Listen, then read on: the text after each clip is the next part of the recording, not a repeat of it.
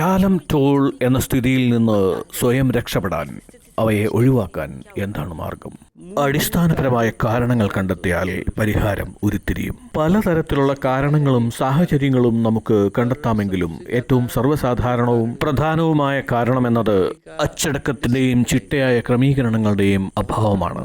ഒരേ സമയം ചെയ്യേണ്ടി വരുന്ന ഒരുപാട് കാര്യങ്ങളെ വേണ്ട രീതിയിൽ ചിട്ടയായി ക്രമീകരിക്കാൻ സാധിക്കുന്നില്ല. ഏത് കാര്യം എപ്പോൾ എങ്ങനെ ചെയ്യണം എന്നറിയാതെ എന്തൊക്കെയോ ചെയ്യുന്നു.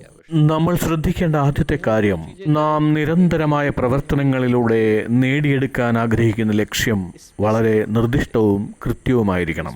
ലക്ഷ്യം എന്നത് വളരെ കൃത്യമല്ലെങ്കിൽ മനസ്സിന് ഭാവനകൾ മെനയാനും ഒളിച്ചോടാനും അലസമാവാനും ഒക്കെയുള്ള സാധ്യതകൾ തെളിയുന്നു.